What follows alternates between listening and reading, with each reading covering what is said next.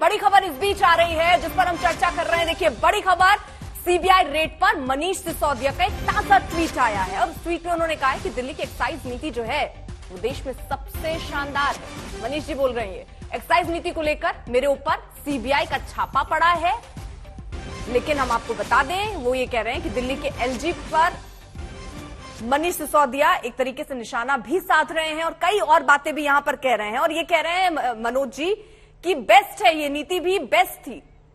और एक सेकेंड, जरा मैं इस पे सौरभ जी आपसे ही पूछना चाह रही हूँ, अगर इतनी बेस्ट थी तो इसको वापस क्यों ले लिया? सवाल कर रहा हूं सर, इसको वापस क्यों ले लिया आपने ये नीति? क्यों लेना पड़ा? मेरी बात पूरी होने दीजिएगा, मैं वही पूरी कर रहा था। देखिए, आप समझिए इस चीज को, जिस चीज का रेवेन्यू एक साल का 6,000 करोड़ रुपए आता था, उसका एडवांस में रेवेन्यू कमिट हो गया 9,500 करोड़ रुपए और 25% फीस उसकी जमा कर दी 9,500 करोड़ की।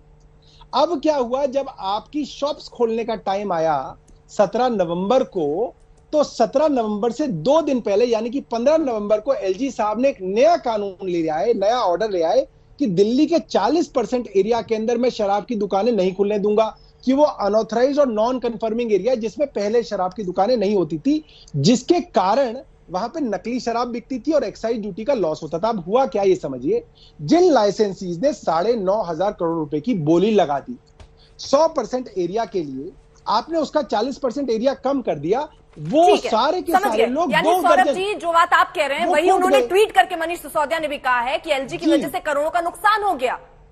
वही, और कोर्ट ने कहा कि इनकी फीस वापस करो। कोर्ट ने उन्होंने कहा कि इनकी 30% फीस वापस करो, जिसको ये कह रहे हैं कि वापस कर दिया। अब 30% फीस इसलिए माफ करनी पड़ी क्योंकि एलजी साहब ने एरिया कम कर दिया।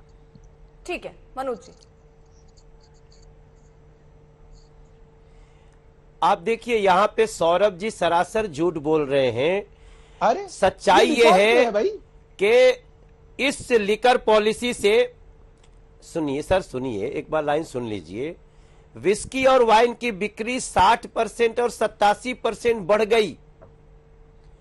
जब 60% और 87% बिक्री बढ़ गई और लिकर पॉलिसी बेस्ट है, तो उसके बाद 9,500 करोड़ क्यों नहीं आया? यही तो मैं पूछ रहा हूं। या तो पॉलिसी बेस्ट नहीं थी, या अगर बेस्ट है तो पैसा आया, कहीं ना कहीं भेजा गया है। इसका क्या जवाब देंगे? अगर आप कह रहे हैं पॉलिसी बेस्ट है और ऊपर से कह रहे हैं कि बिक्री बढ़ भी गई, आप बताइए सर। मैं जवाब दे दूं इसका भी। देखिए, मैं एक ही बात को बार बार इनको अलग अलग तरीके से समझाने की कोशिश कर रहा हूं। अब दोबारा समझाने की कोशिश करता हूं। मैं झूठ नहीं बोल सकता। क्यों नहीं बोल सकता? क्योंकि दिल्ली हाईकोर्ट के अंदर आधा दर्जन पिटीशन रिकॉर्ड पर हैं, वो मैं झूठ नहीं बोल सकता। रिकॉर्ड पे है कि कोर्ट ने कहा कि आप इनकी फीस वापस दीजिए। जब आप इनका एरिया घटा रहे हैं 40%, तो आप इनकी फीस क्यों नहीं वापस देंगे? कोर्ट ने आदेश दिया दिल्ली सरकार को और वापस दिया। अब जब आपने उनकी फीस 30% वापस कर दी, तो आपका रेवेन्यू गिर गया। मगर क्योंकि आपने ऑलरेडी उनसे फिक्स कर दिया था कि आप शराब कितनी भी बेचें, आपको जो फीस देनी है लाइसेंस, वो फिक्स कर दी थी सरकार ने 9,500 करोड़ रुपए। अब वो कोर्ट ने कम कर दी, तो अगर वो विस्की और वाइन ज्यादा भी बेच रहे हैं, तो उससे सरकार तक वो पैसा नहीं पहुंचेगा, क्योंकि उनकी फीस तो फिक्स्ड है और कोर्ट ने वो फीस कम कर दी।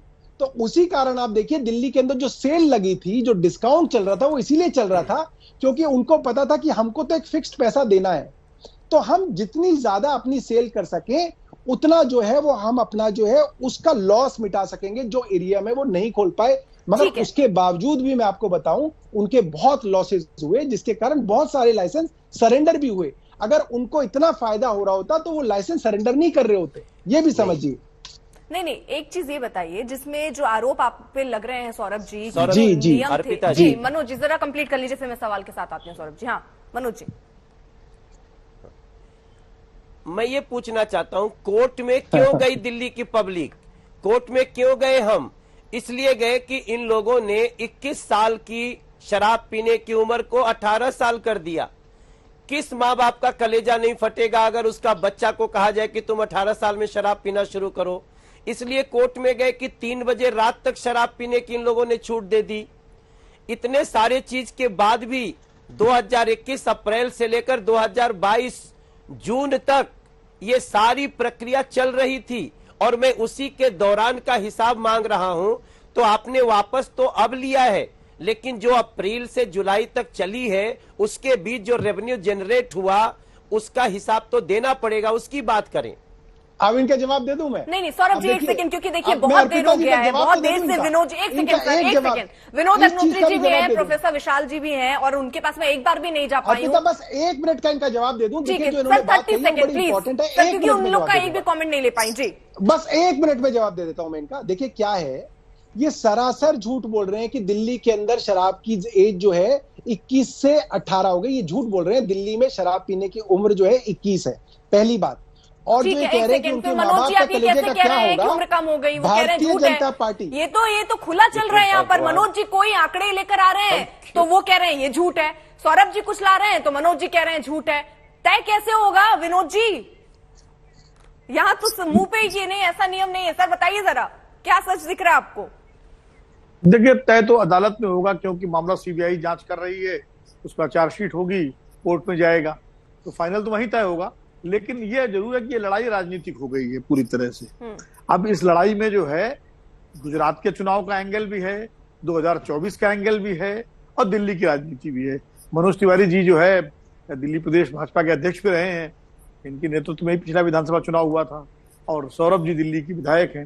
ये सब जानते हैं इस बात को कि लड़ाई अल्टीमेटली राजनीतिक लड़ाई बन रही है। और आज मनीष जी ने शायद कह भी दिया है, मैं आप ही के चैनल पर सुन रहा था कि जो है उन्होंने कह दिया है कि 2024 में नरेंद्र मोदी के सामने जो है अरविंद केजरीवाल होंगे, और जनता कह रही है कि नरेंद्र मोदी को हटाओ और केजरीवाल जी को एक मौका दो। तो यानी एक तरह से आम आदमी पार्टी ने केजरीवाल जी को मोदी जी के सामने पेश कर दिया है 2024 के विपक्ष के उम्मीदवार के रूप में। तो ये लड़ाई पूरी तरह से राजनीतिक हो गई है, और ये अभी आने वाले दिनों में और बढ़ेगी ये, क्योंकि जैसे जैसे गुजरात के चुनाव नजदीक आएंगे वैसे वैसे आप देखिएगा ये लड़ाई और बढ़ेगी, और इस तरह के आरोप प्रत्यारोप दोनों तरफ से लगेंगे।